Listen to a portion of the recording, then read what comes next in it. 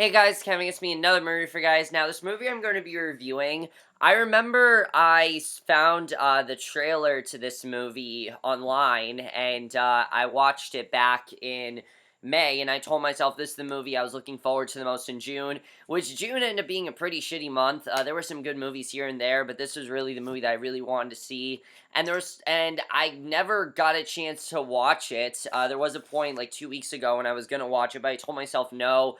I'm gonna buy it, and that's exactly what I did. If you guys saw my last unboxing, you know I blind bought this movie, and I just watched it, and that movie is Love and Mercy.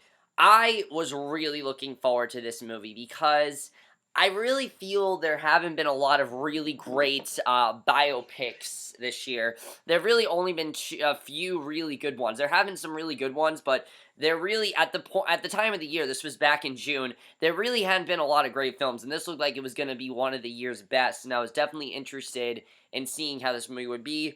So I blind bought it, and finally I've seen it. I have to say, Love and Mercy did not only exceed my expectations, but it is probably one of the best and unconventional musical biopics I have ever seen in a long time, and is an absolute masterpiece, and by far one of the best movies of this year.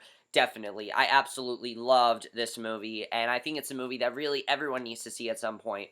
Now, basically, the plot of Love and Mercy is very complex. It's not your typical structured biopic where it's the past, then it's the present, then it's the future. No, it is much different in this. There are actually two consecutive stories going on at once. Our main story focuses on Brian Wilson, played by John Cusack. He is a very broken man. He, is being manipulated by this therapist and manager, Dr. Eugene Landy, who basically doesn't let him have a voice. And one day, Brian Wilson meets this Cadillac saleswoman, Melinda, who he starts to get close with, and she wants to do whatever she can to save him, get him back to who he was. She truly cares about him, and that's basically what's going on there. And the other storyline has to do with the 1960s when Brian Wilson was with the Beach Boys, and the Beach Boys were getting very popular. Brian Wilson wanted to do whatever he could to show that the Beach Boys weren't just another, boy band and didn't just sing, weren't just another group that did all these surfing songs. He wanted people to take them more seriously and started writing more serious music, while his father was not okay with it, and basically we have that conflict going on as well. So it's these two really great stories about manipulation, and it all is a fantastic movie. Now, the first thing right off the bat is all four of the main performances in this movie I feel are Oscar worthy. All four of the performances from all four of our main actors I think are all Oscar worthy, and they all should be considered for the Oscars because they all are fantastic. This is probably the best I have seen John Cusack in, I'd say, a very long time. This honestly might be my favorite performance from John Cusack as Brian Wilson. He portrays this character perfectly. I mean, Brian Wilson, I didn't know too much about him. I know who the Beach Boys were, but I didn't really know too much about him, and he really went through a lot. I mean, you really see how he is. This is a man where he is constantly manipulated by everyone. No one's really taking him seriously. No one really lets him think for himself. I mean, he is getting shit on by everyone, and yet, even though that's happening, he wants to do whatever he can to turn his life around, and there are all these things that are happening to him that are just so bad, and you care so much for him because you can tell why he's going through this and what he wants to do, and he just did a fantastic job. There's so many emotional scenes he has. It's really sad to watch, but he does a fantastic job and really kills in this movie in a performance that I feel is honestly Oscar worthy. He really was incredible. And just as great was Paul Dano, who plays the past Brian Wilson. My biggest fear was that these two would end up being completely different characters, that they wouldn't be able to portray the same kind of character. But no, Paul Dano really did a fantastic job. He really seemed like the past, he really seemed like just a younger John Cusack. And he did a fantastic job in this movie. I mean, you really see the passion that Brian Wilson had for music. And if you don't see Brian Wilson as one of the greatest musicians of all time. You definitely will after this movie. I mean, he was pretty much a perfectionist. He would go around, and I thought this was very interesting. He would go to each band member and tell them, you're playing out of key, and tell them what he really wanted. He wanted it to be perfect, and it's just incredible to watch. And there's so many scenes where he just has this completely different vision, and he wants this serious music, and you see how much this affects him. It really gets into Brian's head, and he just did a fantastic job and really pulled it off perfectly. Both of these performances were fantastic. They both deserve Oscars, and it felt like the same person, which is what the goal was. It was supposed to feel like the same person, and that's exactly what they did. And a lot of times it's hard to pull off, but I thought it was really well done the way they did that, and I definitely really like that, I have to say. Elizabeth Banks was amazing in this movie as Melinda. I thought she was incredible, definitely. I mean, the thing I loved about Melinda as a character is that she really is the only person that truly wants to help, Brian in this situation.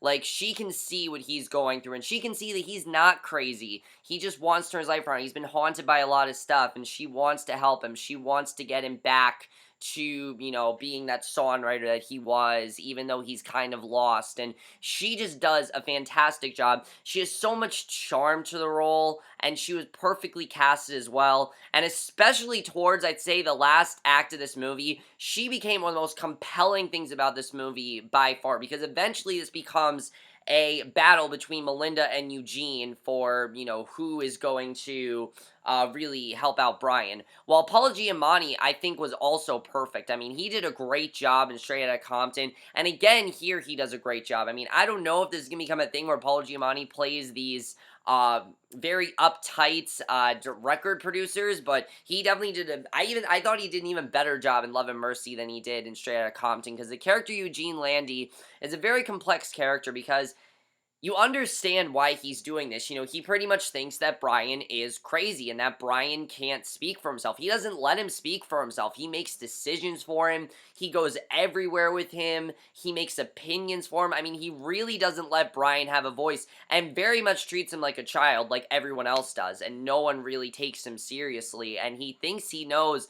And the thing I love is that he thinks he's doing what is best for him when he's really not, and he doesn't understand that he's manipulating him. And Brian as well doesn't realize that Gene is manipulating him the way he is, and it's very well done, and I think he did an incredible job. He had some amazing scenes in the movie, and definitely was fantastic, I have to say. Now, the Beach Boys are in the movie, but they're not really, they don't really have as much to do, which I was fine with, because this really isn't about the Beach Boys. It's about Brian Wilson himself and how it affected him. But what I like seeing about the Beach Boys is that they tried to help out Brian. They tried to get behind him and tried to show that, maybe he was doing the right thing here, and that maybe he was doing, maybe doing these serious songs is the right thing to do. I thought he did a very good job. Someone who I was very surprised to see in this movie was Brett Davern, who played one of Brian's brothers, Carl. I was very surprised that he was in this movie, because of course he's an awkward, but he was very good, as was everyone. I think everyone did a very good job. The only other person I'm going to talk about is Bill Camp as Murray Wilson, who, wow, he was incredible. He plays the father of Brian Wilson, who pretty much just goes against everything that Brian says. He never agrees with him. He thinks Brian is crazy, and you can really see why Brian is easily manipulated by Gene, because he gets those memories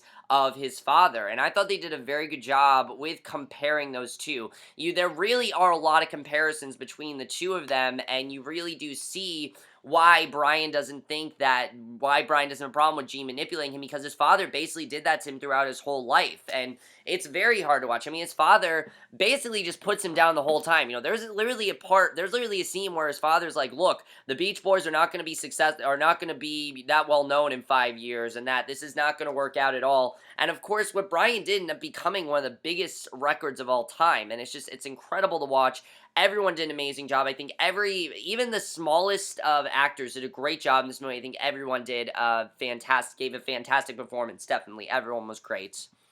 The directing as well by Bill Pohlad, you can definitely tell how much passion he had into this. Now, I don't know if Bill Pohlad, the director, knew the Beach Boys or Brian Wilson personally, but it really seemed like he did because he did a very good job telling this story. I don't know if everything we saw was completely accurate, but it definitely seemed like it was. It seemed like they told a pretty earnest, accurate story, and I thought it was a very important story, and his directing was very well executed, and he handled it very, very well. I definitely thought he did a very good job in terms of directing, and I was very impressed by the tone. There are some very fun scenes. In fact, Paul Dano's storyline starts off very fun. You know, you see the Beach Boys, they're having a lot of fun, but there are some very emotional scenes.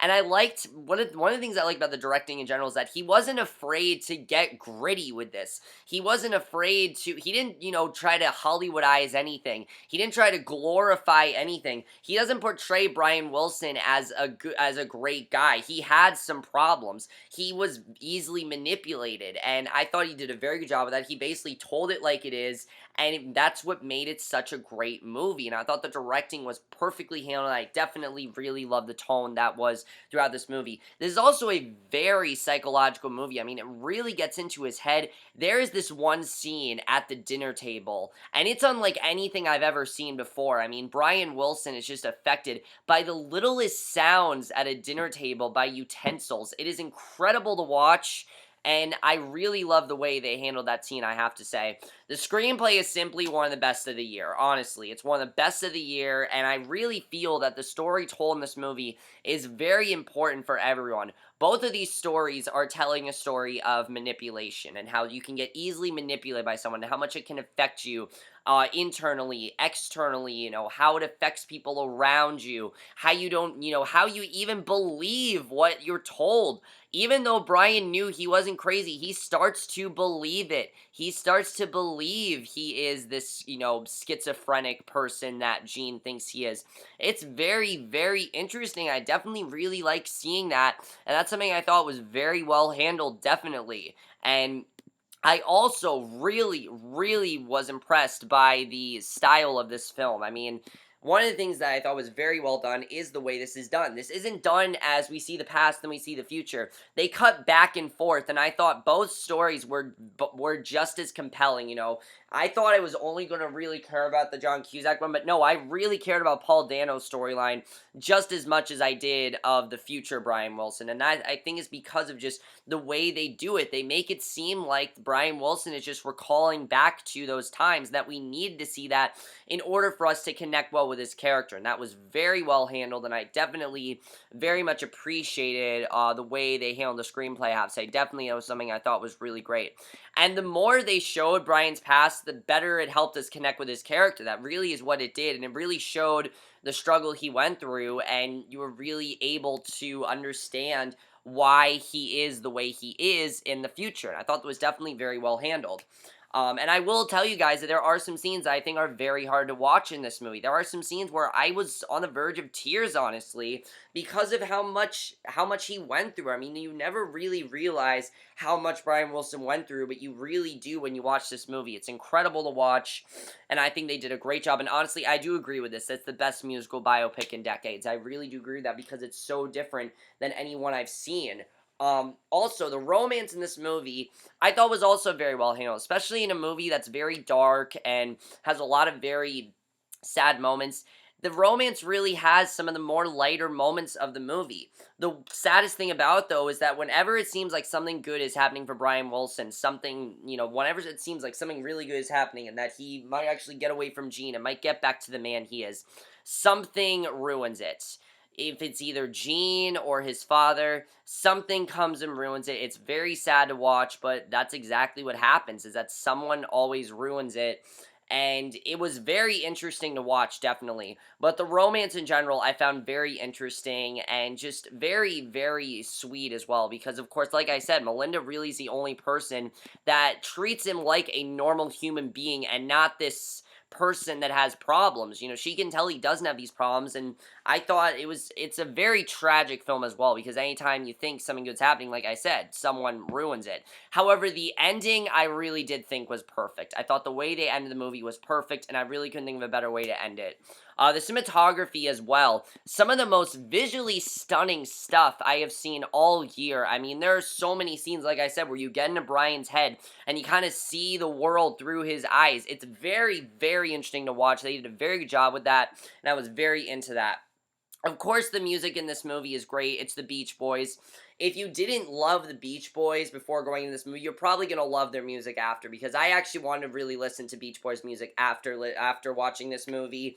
It's really, really great music. I do wish that they would have had them not be dubbed, because if you guys do know, the actors are not singing the songs. It's just the original Beach Boy recordings, which I was fine with, but the way they did in Straight Outta Compton, I thought that was really cool. So I would have wanted them to do that here. But I get that it's not really a movie about the Beach Boys. It's about Brian Wilson, so that wasn't really important. However, Paul Dano does get to sing in this movie. My God, he had an incredible voice. I mean, I could not believe how good Paul Dano was. He really sounded like Brian Wilson.